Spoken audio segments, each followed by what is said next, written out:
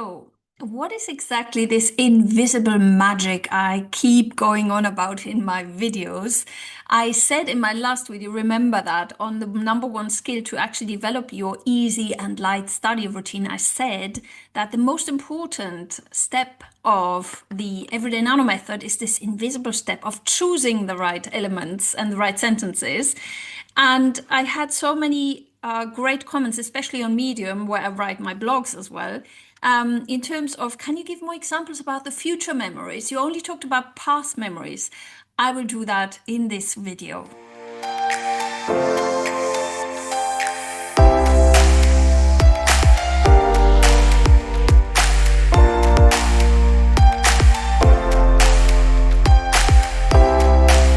Hi, dear language learners. Welcome to this channel. I'm Dr. Alex.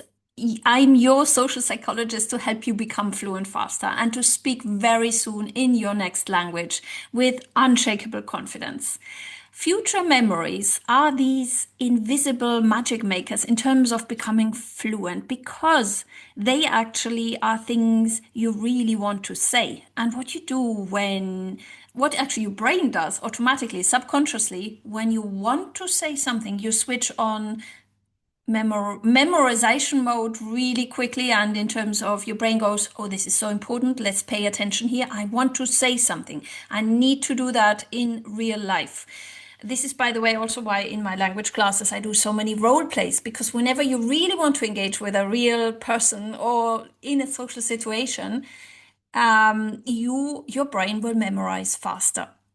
Now, the future memories. Let's give an example from one of my students. I asked her for permission before doing this because this was a true success story. I changed her name, obviously, for the sake of privacy. So this is the story of Marina, who was in my German classes last year, a very successful student who came initially at the outset of being on my classes, who came with these kind of phrases. She said, well, for me, it's just so difficult to find time.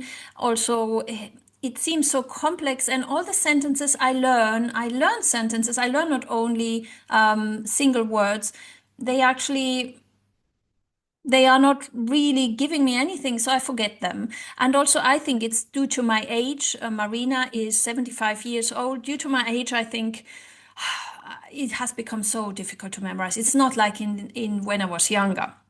She also said that the book that she has makes her feel she will never reach the end of the book. And I was like, okay, let's forget all that. I invited her to follow my course and forget for some month this book that put that pressure on her to go towards the end. I mean, yes, I can take it. If you have this kind of studying mode of wanting to finish something from the beginning to the end, yes, I can get it. I did the same with, for example, studying English. But your success measure should not be reaching the end of the book. The success measure should be being able to say out aloud one sentence that really matters to your life every day. That is the success metric. And if you do that 365 times per year without it being burdensome, then you succeed. That is the way to fluency. So, Marina, what did we do? First of all, I invited her. That was the first step we changed around, because she came always first of all, I congratulated her for choosing to follow the course, because yes, learning a language can seem difficult and it is something that might seem, oh my God, I will never make it. But I congratulated her that by choosing to follow our course, first of all, she chose to grow. That's the first step. And also for all of you who joined my channel here, congratulations, you have made the first decision for yourself. It is you want to grow, you want to learn a new language, and that is just awesome. You know what also really motivates me, that I know I'm now age 50, and I read just yesterday, I will actually do a video on this, that there's another study in November 2025 that actually has proven, I think they reviewed, they did a long-term study of 80,000 people. I will do a video on this, actually. I will note this down. On this study, as a researcher, I've worked so many years in academic research. I have this habit of looking up academic studies to actually prove the point what I'm doing. That's why we're here, right?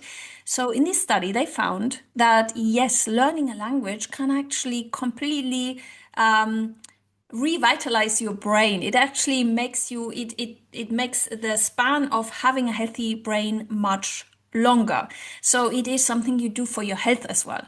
I told that to Marina as well, that that was the second thing that I said right at the beginning, that it's not about the age. Yes, I know becoming older makes you feel different because hormone levels change, our speed of reaction changes. Yes, it all changes. I really do appreciate that. I'm not saying aging doesn't exist and that we feel like we're 20 forever. No. But in terms of learning a language, it is possible if we adapt it to our own way of living, if we adapt it in an easy way to our way of life, and if it's relevant to our own life. So, this is what we changed around for Marina, and it actually helped her. We had two intensive coaching sessions where I helped her design that perfect study routine for her life. And what we changed around was we said she agreed to leaving that book aside. She can always go back to that book if she liked to.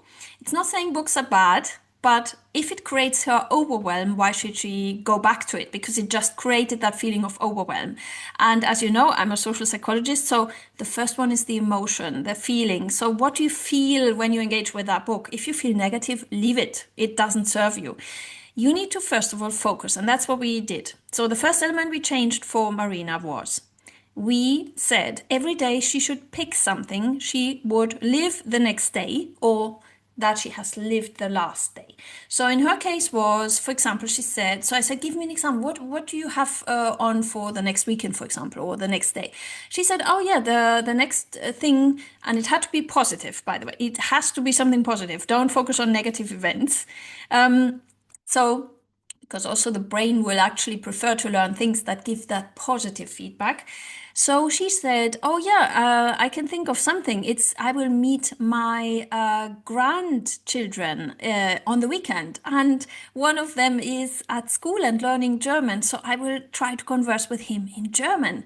And I said, that's wonderful. Let's focus on that. Okay, what would your grandson normally say to you in German and what would you like to respond? And she was like, yeah, he says so many things, but then it's so hard to follow him because he's so much quicker than me. And I said, listen, leave all that away. Just pick one sentence of that and focus just on that.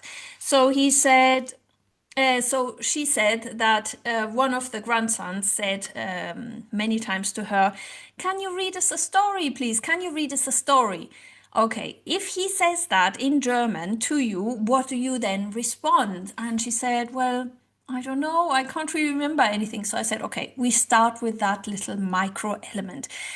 Dear people, this is what I mean by going small. Start small and don't think it will not help you. By learning these little micro elements, you go back to the very essence of natural language learning. It's like babies learn as well. They start with little tiny fragments of the language first.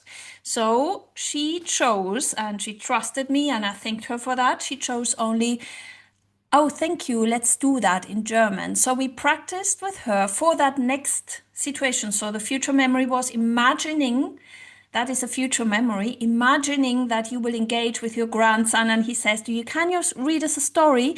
And we practiced in German the sentence, with pleasure, let's do that. Which book would you like? And I said, if which book would you like is too much, let's just say, with pleasure, let's do that. Sehr gerne. Was möchtest du lesen, par exemple? So we practiced only that, and I because my reference language is French, I gave her translation in French, and we practiced only that little micro element. I said, okay, let's do that experiment. If you trust me, please do that for next week. She did it.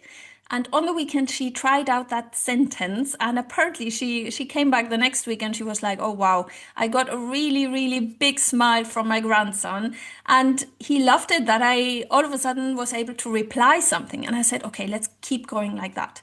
So instead of weekly little fragments, I said, "So now do that for every day." Every day you pick something you will say the next day, or if you haven't got anything to say in the new language, pick something you said in your normal language the last day, translate that, and practice it in your mind. So, for example, if I haven't got anything to practice in Italian, what I'm studying at the moment, I say to myself, okay, what am I saying right now? What am I doing right now in my real life? What was the last sentence I said to a person or even to my dog? And I pick that and I go really small. And with Marina, this was so good because it made her forget all this negative self-talk about the age, that it's so complex, that she can't find time. Because let's face it, what does it mean if you say to yourself you can't find time? This is an expression of overwhelm, of procrastination. Things that bring you joy, you will always find time. And that's why it has to be small, because let's face it as well, we have busy lives. So we can't put in, okay, 1 hour of study for the new language every day. It's impossible. So you need to be self-compassionate in terms of what brings me joy? What do I say anyway? What do I need for my real life? And include that in a soft, gentle, joyful way into your life and do it every day. The consistency works magic.